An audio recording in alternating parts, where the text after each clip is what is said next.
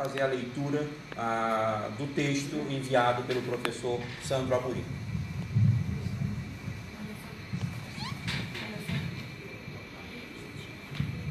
Boa tarde a todos. Como o professor Deodato bem colocou, o professor Sandro Amorim não poderá comparecer hoje. Ele fará a leitura do texto enviado pelo professor Sandro. Então vamos chamar para compor a mesa a professora doutora Fabiane Maia Garcia. Ela é docente do programa de pós-graduação em Educação, PPG-UFAM, e de Educação Políticas Públicas e Desenvolvimento Regional. Doutora em Educação pela Universidade de Minho, Portugal. Mestre em Sociedade e Cultura na Amazônia, pela UFAM. Com graduação em Pedagogia pela Universidade Federal do Amazonas também. Professora adjunto também pela mesma universidade, coordenadora do programa de pós-graduação em Educação e professora do curso de Pedagogia, área de interesse Política Pública e temas como o ensino superior, democracia, escola, comunicação e tecnologia. Também chamamos o professor Dr. Luiz Fernando de Souza Santos, possui graduação em Ciências Sociais pela Universidade Federal do Amazonas, mestrado em Programa de Pós-Graduação Natureza e Cultura na Amazônia pela Universidade Federal do Amazonas, doutorado em Sociologia pela Universidade Estadual de Campinas. É professor da Universidade da UFAM, no Departamento de Ciências Sociais, tem experiência na área de Sociologia, com ênfase em pensamento social e teoria sociológica. É docente do Programa de Pós-Graduação em Filosofia. E o professor Aloysio Nogueira, também, que o professor Deodato vai fazer as menções aí. Tá? Então, sem muitas delongas, não vou me delongar quanto a isso, mas nós não temos formalmente, talvez por uma falha nossa, e não temos a clareza de todo o trabalho feito e desenvolvido pelo professor Aloysio, mas o professor Aloysio está há muito tempo. Quantos anos, professor, o senhor esteve na universidade? 46 anos. Com certeza, eu não sou mais novo que isso, tá vendo? Mas o professor Aloysio, então, passou e passa por essa instituição de uma forma transversal, que o permite ter toda a clareza do que essa instituição foi no começo, ou pelo menos na sua metade, né, na metade de seu tempo, já que temos aí 110, cento e tantos anos. O professor Aloysio Nogueira acompanha as ciências humanas no Instituto há uma boa parte de sua experiência acadêmica.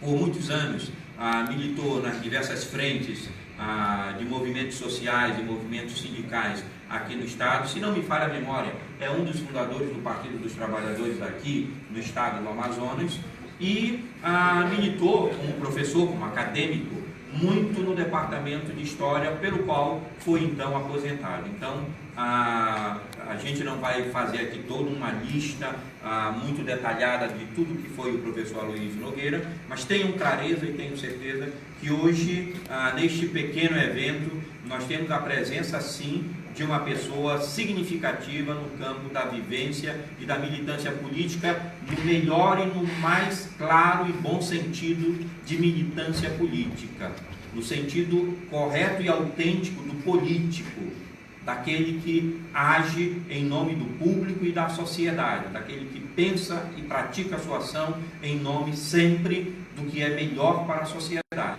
É esse conceito de político que nós podemos, sim, adensar a personalidade e a ação do professor Aloysio Nogueira.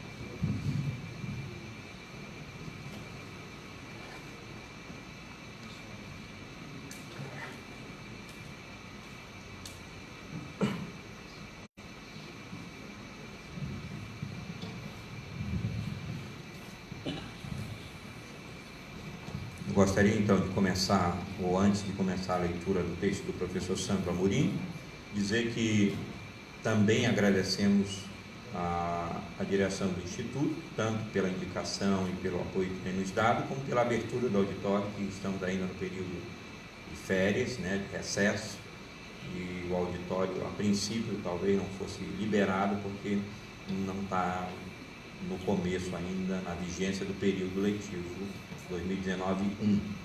Mas, agradecendo então ao professor Nonato, que sempre tem sido muito solícito com tudo que os departamentos e as demandas do Instituto têm chegado até ele. Bem, gostaria que se houver algum tipo de questionamento, que anotasse, e depois você até pode fazer. Você pode escrever, o professor Sandro disse que ficaria à disposição, se houvesse algum tipo de questionamento, para que eu pegasse então o questionamento, podemos enviar por e-mail, ou podemos depois fazer chegar até ele, se for num papelzinho, numa folha, tá bem? O título é O Futuro da Democracia, a Participação Evangélica na Política Brasileira. Para falar de um futuro da democracia, cuja participação da Igreja Evangélica tem se tornado significativa, necessito me referir ao passado para lembrar da ação e da participação da Igreja com a política. No que se refere à relação entre a Igreja e a política, podemos dizer que ela já foi conflituosa e oposta. Podemos dizer que a Igreja já foi o Estado, que a Igreja já foi o Estado quando ela controlava as decisões dos governantes, quando não havia separação entre e o amor a Deus. Quero restringir minha fala ao protestantismo e evangelicalismo, diz o professor aqui. Isto é, ao ramo da Igreja cristã surgido após a Reforma Protestante. Para orientar minha análise, procurarei responder à breve questão: que mudanças ocorreram para que a Igreja assumisse esta postura diante da política partidária brasileira? Penso que a mudança ocorreu em duas frentes importantes na relação da Igreja com o mundo, sociedade. A primeira trata de uma mudança na visão que a Igreja tem de si como agente social no mundo. A segunda ocorre em uma perspectiva de caráter teológico, qual seja a expectativa do futuro da Igreja, isto é, em sua escatologia. Como afirma Hannah Arendt, nos acostumamos a entender a recusa do cristianismo primitivo em participar dos assuntos públicos, ora desde a perspectiva romana, de uma divindade que rivalizava com os deuses de Roma, ora desde o ponto de vista cristão, de uma expectativa escatológica exonerada de todo interesse por este mundo. Mudanças no papel social da Igreja Evangélica. A Igreja tem como missão anunciar a mensagem de Cristo, amor ao próximo e amor a Deus. Em uma tendência de isolamento, ela encarava a santidade ao pé da letra, estar separada do mundo em todos os aspectos, inclusive político. Havia uma ideia de que permaneceu até recentemente entre os cristãos evangélicos que a Igreja deveria permanecer afastada das questões políticas. Com o aparecimento dos meios de comunicação de massa, como o rádio, a televisão e mais recentemente, as mídias sociais, algumas denominações evangélicas passaram a ocupar esses espaços. Então, demandas de ordem pública passaram a fazer parte da agenda das igrejas. Surge então o pensamento de que era necessário representantes dessas igrejas nos locais de discussão de políticas públicas para fazer por elas e garantir os espaços que estavam ocupando. Igrejas que demonizavam a televisão compram emissoras de TV e passam a ganhar maior visibilidade na sociedade. colocam em pautas públicas debates que ocupavam o espaço privado de seus templos.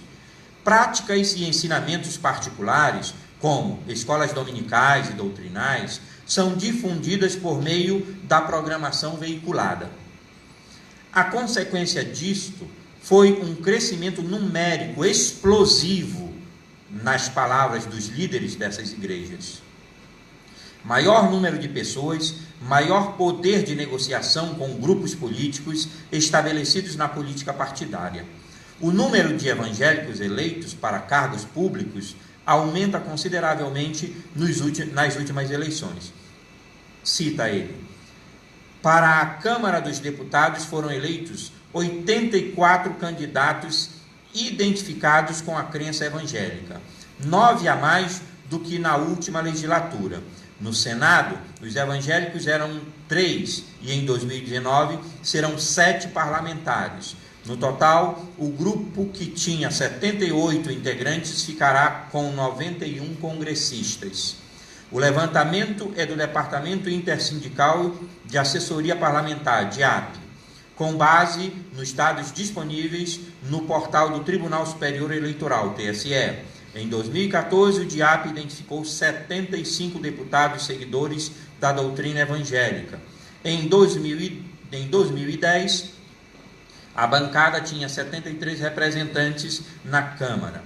Para o DIAP, integram a bancada os parlamentares que se declaram evangélicos ou se alinham ao grupo na votação de temas ligados à religião e aos costumes, além dos que ocupam cargos nas estruturas das instituições religiosas, como bispos, pastores, missionários e sacerdotes, e dos cantores de música gospel. Aí aqui tem um gráfico que ele coloca. Este crescimento evidencia duas coisas: o crescimento populacional de evangélicos no país e a influência dos líderes das igrejas sobre os membros.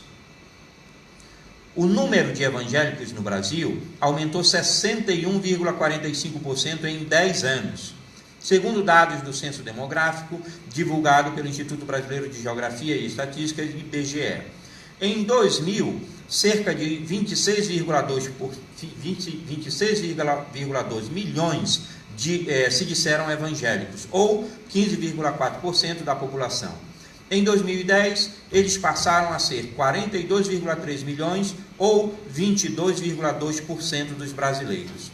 Em 1991, o percentual de evangélicos era de 9%, e em 1990, de 6,6%.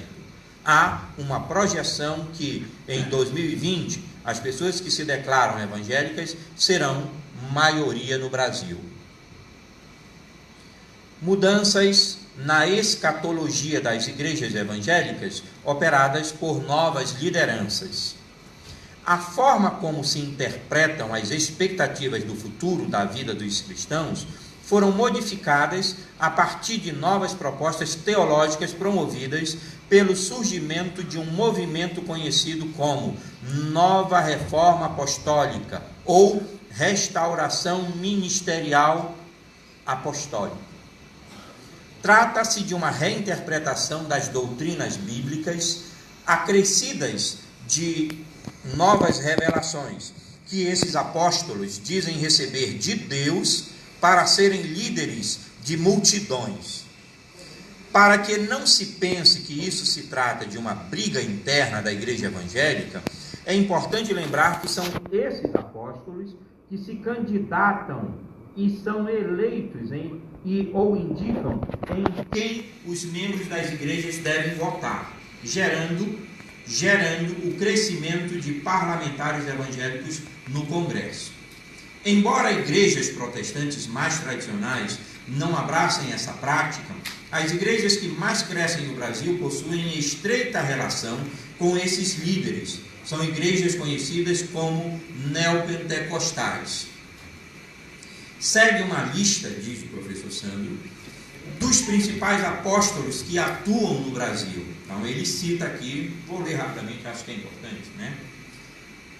Estevão Hernandes, fundador da Igreja Apostólica Renascer em Cristo, 1986. Valdemiro Santiago, ex-bispo da Igreja Universal do Reino de Deus, fundou a Igreja Mundial do Poder de Deus em 1998. René Terranova, fundador e presidente do Ministério Internacional da Restauração, MIR.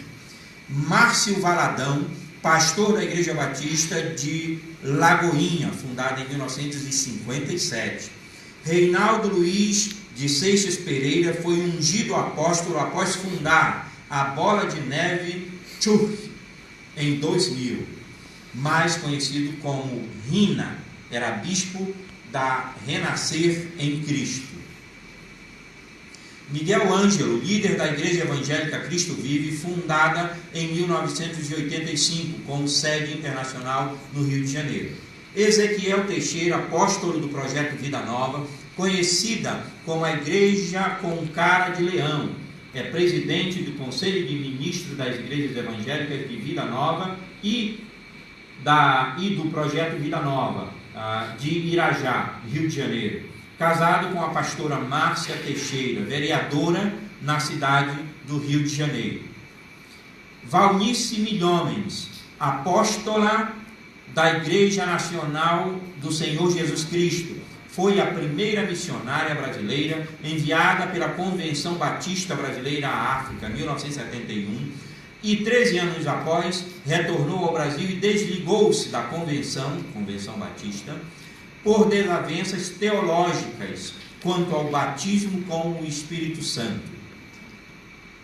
Milk Shea, acredito que deve ser esse o nome, fundador e principal líder do Ministério da Casa de Davi, afirma que em 1993 o Espírito Santo mostrou desenho de uma chave nas ruas da cidade de Londrina, no Paraná. E então, a partir dessa revelação, fundou o ministério do qual é hoje o líder. Neuza Itioca, apóstola do ministério Ágape Reconciliação, que enfatiza a batalha espiritual, a cura interior e a libertação. Esses apóstolos apregoam a autoridade incondicional sobre a igreja. Sua palavra é lei e deve ser obedecida, sem questionamentos. Com isto, passaram a anunciar um tipo de escatologia que retira do futuro a beatitude ou a vida feliz do cristão e coloca nesta vida terrena a possibilidade de desfrutar da paz e prosperidade prometida para um além. O melhor desta terra pertence aos cristãos, que devem se apossar disso.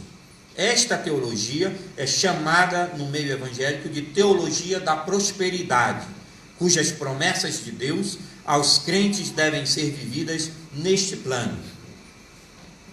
Com isto, se voltam para Israel, como se essa nação fosse a chave para abrir as portas dos céus e derramar bênçãos sem medidas sobre os cristãos. Por esse motivo, são organizadas caravanas para Israel, lideradas por esses apóstolos.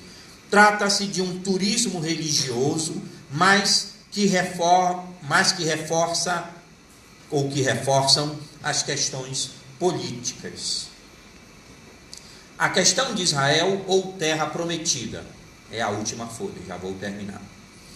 A hermenêutica desses apóstolos reinterpreta textos que falam das promessas que foram feitas a Israel como nação. Com isso, ensinam que o cristão, para ser abençoado por Deus, deve voltar-se para Israel hoje. A dificuldade é que o Israel de hoje não é mais o mesmo Israel antigo, o mesmo Israel do Antigo Testamento. Portanto, não estamos falando de uma teocracia, o que era no Antigo Testamento, mas de uma nação semelhante às outras, governada por interesses políticos e religiosos, mas voltada para o contexto político atual, em que se colocam a serviço de uma potência imperialista para servir de base e apoio para a dominação de outros povos que habitam a mesma região, desrespeitando a autodeterminação dos povos. Portanto, diz o professor Sandro, ao se falar portanto, ao se falar desta volta para Israel, com mudança de embaixada para Jerusalém, estamos falando de questões políticas, apoiadas em elementos religiosos, que são de caráter ideológico e não respeitam, de fato, os cristãos evangélicos, mas um grupo que usurpou para si o direito de falar em nome dos evangélicos e até de Deus. Esses apóstolos esquecem que para o cristão não existem mais lugares sagrados, não existe mais terra santa nesta terra.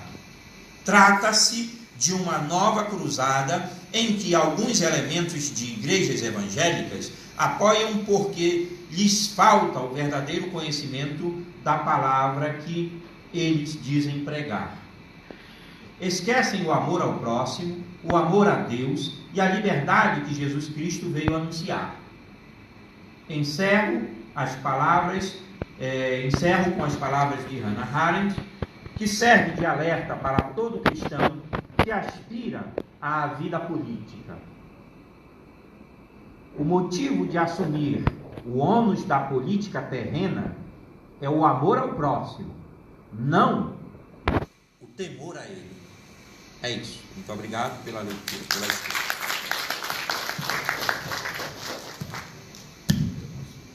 Então, na sequência, quem coordena é o Cleilton, mas eu vou passar a palavra. Podemos passar a palavra para a professora Fabiane?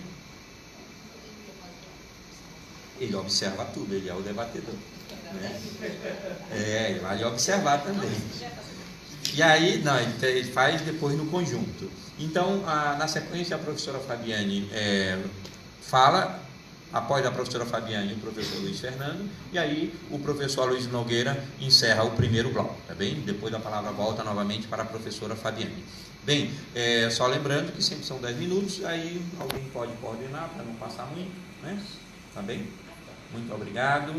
Eu me retiro da mesa, não faço parte dela mais. Bem, boa tarde. Eu gostaria de agradecer ao convite.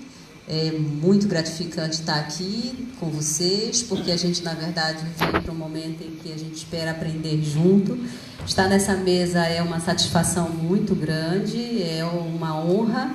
Estou junto a duas pessoas que me são muito gratas. Eu tenho uma gratidão profunda pelo professor que ajudou na minha formação política. Ele não lembra de mim, porque eu era criança, a época que ele andava lá por Itacoatiara, na militância da minha família, dos meus amigos, partidária, religiosa, e eu era alguém pelo qual eu sempre tive profunda admiração. Então, estar nessa mesa é, de fato, uma honra, uma conquista pessoal que a universidade, que a formação e que vocês me propiciaram nessa tarde. Também estar ao lado do Luiz Fernando é algo muito satisfatório. Primeiro, pela admiração que tenho ao meu senador, a quem dediquei meu voto. Segundo, porque tivemos a oportunidade de trabalhar juntos lá em Itacoatiara. É uma pena que ele deixou minha terra, mas a gente gosta muito dele lá, tanto que foi o local em que ele foi mais bem votado, né? Eu disse, isso é bom, sinal que ele deixou bons frutos. Mas então, eu recebi o convite para conversar um pouco com vocês sobre o futuro da democracia. Acho que minha fala converge em algum momento com a fala do professor Sandro, né? De dizer que quando a gente fala de futuro, a gente tem que entender que se há futuro é porque tem uma perspectiva passada e tem uma perspectiva presente, principalmente em termos de democracia.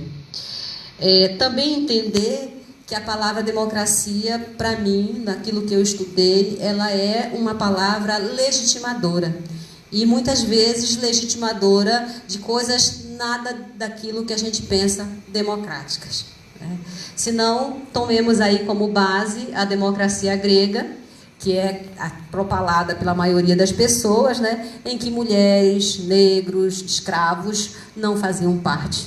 Mas ela é a nossa grande referência quando nós falamos de democracia. Se não tomemos a democracia aliada ao modelo produtivo capitalista, que é sempre tomada também como referência a democracia americana, em que pobres em que os excluídos dela também tomam parte de uma maneira muito residual. Na verdade, ela se sustenta pela essa exclusão de muitos. Então, de fato, naquilo que eu pude estudar até agora, porque a gente continua o estudo sempre, né? Mas daquilo que eu pude ver, no que me dediquei nos 4 anos do doutorado, foi entender que a democracia, em muito, foi utilizada como forma de legitimação de poder. O mesmo poder que, como o professor Sandro bem denuncia, é buscado por algumas autoridades religiosas que se utilizam dos processos democráticos, né, para alcançar também um projeto de poder político, de um poder de dominação de uma maioria e de exclusão. Então, em muito, a democracia que nós temos construída hoje, e até essa democracia pela qual nós lutamos no Brasil, ela é uma democracia que tem como marca a exclusão e a concentração de um poder e a criação de um sistema extremamente perverso, que foi o sistema capitalista. Então, quando eu me dedico na minha tese a estudar a democracia, eu não queria contar uma história simples de como essa democracia ocorreu. Eu tento, então, construir aquilo que eu chamo de matriz de análise da democracia. E nessa matriz de análise, eu consigo identificar o que eu chamo de contextos democráticos, né? Então, na minha tese, eu digo, na primeira parte dela, e eu estudo a democracia no contexto escolar, que a democracia ela pode ser vista, ela se apresenta a partir de 3 contextos. Um primeiro, que eu chamo de contexto da conformidade, que é esse contexto em que nós utilizamos dos sistemas democráticos para alcançar o poder e para manter essa própria estrutura de poder. Essa democracia ela pode ser vista dentro desse contexto como uma democracia de baixo impacto, onde a principal visibilidade dela são os processos de eleição, são os processos de representação legalmente instituídos. São representações mínimas, de onde o povo, de onde a minoria, de onde os expoliados e os excluídos não têm efetivamente acesso. Mas ela se mantém socialmente para exatamente legitimar formas produtivas mínimas. E daí vem, por exemplo, o fim da escravidão, é o início do processo democrático, né, em que essa democracia ela não é criada, de fato, para apoiar o excluído, mas principalmente para dar base ao sistema produtivo que estava sendo criado. Esse momento do que eu chamo de democracia da conformidade, ele não se ultrapassou, como a gente pode pensar. Porque a própria democracia, ela tem em si essa ideia de confronto e luta de poder. Então, essas ideias de conformidade, elas permanecem ainda hoje em outros contextos que a gente vai discutir no trabalho. O segundo contexto que eu visualizo na tese, seja a partir das próprias teorias, seja a partir da realidade vivida, eu chamo de contexto da contestação. É onde nós, enquanto sociedade civil organizada, vamos encontrar espaços de luta e de participação que ultrapassam a representatividade partidária. E aí nós vamos ter a criação dos conselhos, e aí nós vamos ter os movimentos sociais, buscando, né, representatividade, buscando participar ativamente da construção de políticas democráticas. Mas é importante a gente perceber que essa luta e essa participação, ela é sempre feita dentro daquelas concessões que são permitidas a essa população. Então, a gente não participa porque deseja, porque quer. A gente, na verdade, construiu, a partir da década de 80, e aí eu vou pegar o caso do Brasil, né, espaços de luta em que nós podíamos participar. E aí foram criadas uma série de instâncias que, ao meu ver, acabam por desmobilizar muito dos movimentos que nós tínhamos ativamente constituídos ao longo das últimas décadas do século passado, né? E elas vão fazer parte do próprio sistema do governo, do próprio sistema democrático organizado. Como a conformidade ela não perdeu força, ela simplesmente permitiu, porque esses movimentos acabaram percebendo que, se não permitisse, poderia colocar em xeque todo o projeto de poder, a gente vai ter uma espécie de cooptação desse momento conflagrativo. Então, eu vou dar na educação, eu exemplifico o caso do próprio livro didático, da merenda escolar, que eram lutas legítimas, nossas, do momento de contestação. Com o passar dos anos, essas conquistas que estavam no cenário da contestação, elas acabam servindo absolutamente aos interesses daquilo que a gente chama de conformidade.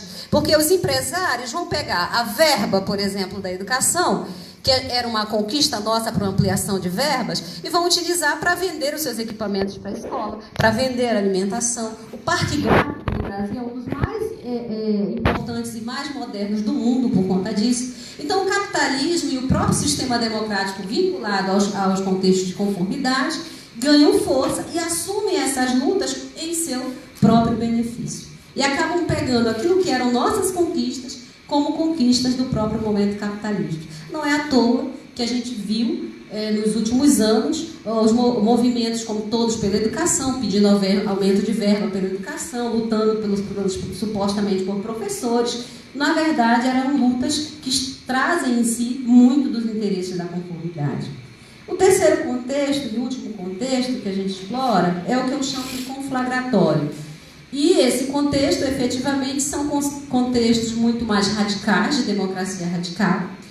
E aí não dá para deixar de falar, né, de algumas comunidades indígenas que levam ao extremo a ideia da participação de cada indivíduo, não apenas naquilo que a gente chama de representação ou do discurso, né, mas de que cada sujeito tem, de fato, algo a contribuir. E seriam, então, aquilo que os autores chamam de democracia de alto impacto, né? Que seriam democracias muito mais participativas, que é um modelo de democracia, seria um modelo de democracia que coloca que não há como nós pensarmos em uma democracia, de fato, a partir dessas estruturas que o sistema nos oferece, que é preciso pensar a partir desse modelo, e aí a Chantal Mouffe vai falar dessa ideia de democracia, que é preciso ultrapassar o próprio modelo e o próprio sistema capitalista, tá? Então, é um pouco disso que eu falo na tese, desses 3 momentos de democracia, e é assim que eu enquadro, e é um pouco de como eu consigo ver a democracia dentro das minhas pesquisas.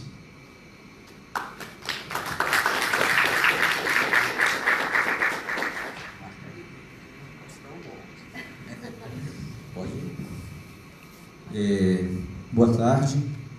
Quero agradecer ao convite por esta mesa, pelas mesmas razões que a colega Fabiane apontava, né? A Fabiane é uma pessoa muito querida, nós trocávamos muitas ideias e planejávamos a Revolução quando estava em Itacoatiara, né? E o professor Luiz Nogueira é mais que um professor, é uma entidade, né? Então, é um prazer estar nessa mesa, dizer que nela, com a presença da Luiz Nogueira, eu fico imaginando que eu, Fabiane, Deodato, Santos, se estivesse aqui, nós somos de uma geração que pode ser a geração currículo Lattes. O professor Luiz Nogueira é um currículo praxis, né? Construiu, né, o saber, se construiu como intelectual, é uma representação de um intelectual do estilo clássico, do sentido da praxis, na sua mais profunda radicalidade. Então, é um prazer estar nessa mesa. Bem, eu vou aqui apresentar para vocês, na verdade, aproveitar para fazer um teste, um test drive de uma disciplina que eu vou oferecer no próximo semestre, que é justamente sobre esse tema, o futuro da democracia, né? Então, um pouco eu vou apresentar aqui algo que eu vou explorar no semestre inteiro. E eu quero começar essa ideia de o futuro da democracia com uma fábula de Êxodo, né? Nessa fábula, o cavalo quer matar o javali e ele chega com um caçador. Ele sozinho não consegue matar o javali. Diz: caçador, preciso da sua ajuda, podemos negociar para que eu mate o javali? E o caçador diz: ótimo, vou lhe ajudar, mas para que eu lhe ajude, você precisa colocar uma ferradura. O cavalo: beleza, eu coloco a ferradura. Preciso de uma sela também. Aí pode colocar a sela, só que eu vou precisar montá-lo. Eles: não tem problema, se é para matar o javali, Ele dizia: eu vou ter que me esporear algumas vezes com a bota. Bom, mas é para matar o javali. E aí, o cavalo e o caçador saem, eles matam o javali. O cavalo diz: agora você pode descer. O caçador diz: cavalo, espera mais um tempo. Está muito bom você desse jeito. Isso é o fim e a morte da democracia na fábula de Êxodo. O cavalo apostou que ia matar o javali e deixou o Bolsonaro subir na cela. É a fábula de Êxodo. Fim, a morte da democracia, que é um pouco que eu vou explorar nesses poucos minutos. Bem, para começar explorando isso, eu queria chamar a atenção, que me chamou muito a atenção quando eu comecei a pensar essa disciplina, que existe uma grande quantidade de literatura em ciência política contemporânea apontando para algumas palavras-chave. Uma é a tirania. Se vocês entrarem na internet e pesquisarem sobre livros que envolvam o tema tirania, nos últimos 10 anos explodiram livros com essa temática. Então, tirania dos clichês, a tirania da métrica, a tirania da meritocracia, a tirania da política, a tirania dos modernos, que é algo que eu vou explorar aqui rapidamente. Então, esse é um tema importantíssimo. Existe um autor chamado Snyder, escreveu 20 edições sobre a tirania no século XX. Então, cada capítulo é dedicado a um evento de tirania no século XX. Então, essa é uma temática que explodiu muito. Esse é um aspecto. Nesse ambiente, em 2018, 2 obras chamam a atenção. Uma de 2 autores, Steven Levitsky e Daniel Ziblatt. Olha o nome do livro: Como as Democracias Morrem. A hipótese central é o seguinte desse livro: que existe um desmonte, e chegamos ao fim da democracia, mas não da democracia no modo espetacular. Nós já vimos a democracia ser desmontada, chegar ao fim em outras épocas. O século XX viu isso bastante. Vamos pegar, e eles usam um exemplo clássico, que é a derrubada de Pinochet. Pinochet é derrubado com tanque nas ruas, com foguetes sendo disparados para o palácio governamental. Isso é uma forma espetacular de você dizer: nós não queremos democracia, e a democracia chega ao fim, de forma espetacular. Só que Levitsky e Ziblatt, eles estão chamando a atenção para o seguinte: na contemporaneidade, pela via eleitoral, a via eleitoral se constitui numa espécie de entrada para o autoritarismo. Os assassinos da democracia usam as próprias instituições da democracia para desconstruí-la. Nós não precisamos mais de tanques nas ruas. A via eleitoral tem sido o lugar a partir do qual nós construímos os elementos que vão destruir isso que nós chamamos de instituições democráticas.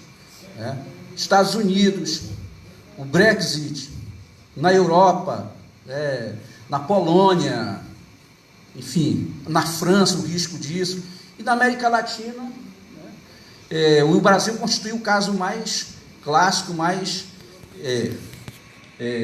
atual desse ambiente de morte, de fim da democracia. E tem um outro autor que também foi publicado em língua portuguesa no início do ano passado, e no mesmo ano, em língua inglesa, e no mesmo ano foi traduzido para o Brasil, que é o David Runciman, que escreveu um livro chamado Como a Democracia Chega ao Fim. As democracias, uma das hipóteses dele, continuam eficazes em evitar a hora mais difícil. Elas conseguem empurrar para adiante, e é o melhor que elas podem fazer. O melhor, elas não conseguem mais solucionar os problemas que são postos para o homem na vida moderna. A função da democracia é adiar o desastre. É isso que ela tem feito. Ora, e isso se aprofunda com a revolução digital. Chega um momento de ele dizer assim: mais perigoso para a democracia do que Donald Trump é Mark Zuckerberg. Mark Zuckerberg é muito mais perigoso, muito mais danoso para a democracia. Por quê? Porque o que está em tela agora é a morte da esfera pública, a morte da política como um ambiente que se realiza no espaço da ágora, que se realiza no espaço do debate público.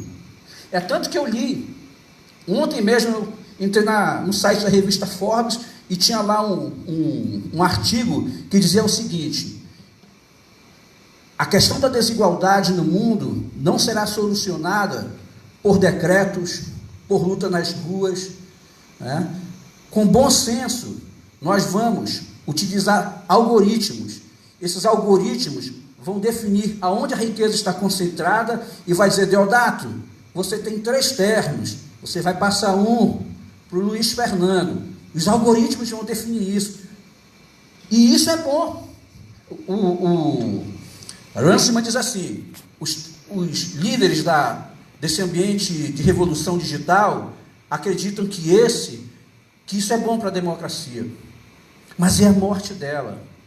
Por quê? Porque isso permite alçar para a resolução dos nossos problemas simples movimentos mecânicos. Já não há mais alma, já não há mais debate, não há mais democracia num ambiente assim. É uma espécie de autoritarismo digital. E nós estamos caminhando para ele. Existem experimentos nos Estados Unidos, aponta o Runciman, de apps que sugerem para o eleitor qual o melhor candidato, de acordo com o perfil, de acordo com aquilo que ele consome na internet. Então, laboratórios de ciência política estão construindo apps que vão dizer para você: olha, seu candidato é esse, né? Vota nesse, que esse é o teu candidato, é o que o teu perfil de consumidor na internet está apontando. Ou seja, não há mais espaço para o debate, para a ágora. A Nadia Rubinat escreveu um livro. A Nadia Rubinat é uma autora fantástica, né? Tudo que ela escreve vai direto naquilo que é central nos dramas da nossa contemporaneidade. Ela escreveu 2 livros, ainda não traduzidos para a nossa língua, mas que são geniais. Um é A Democracia Desfigurada e o outro A Tirania dos Modernos. Basicamente, a hipótese é: nós chegamos ao fim da esfera pública, desse debate público, mas nos restou um espaço do homo videns. O que é o homo videns? O homo videns é esse sujeito que se move pela mídia, pelas redes sociais, e é para ele que é preparado toda a narrativa que aparece nas redes sociais, né? Nós que consumimos Facebook, WhatsApp, YouTube, Netflix, etc., é nesses ambientes que estão sendo disputados os destinos da política. Já não tem mais debate como a ágora, não. Já não há. Isso, qual é o problema disso? É porque isso não estabelece uma perspectiva de construção de um contrato coletivo. Isso não existe mais. A política é experimentada exclusivamente de um ponto de vista individual. Acabou o debate. Por isso os partidos estão em crise. Por isso todas as instituições que envolvem a política estão em crise. Porque elas foram erodidas pelo homo videns, o homem da videocracia. Vivemos no momento da videocracia. A videocracia desmontou o ambiente do debate público. Eu fico por aqui. No próximo bloco a gente continua. Essa quantidade.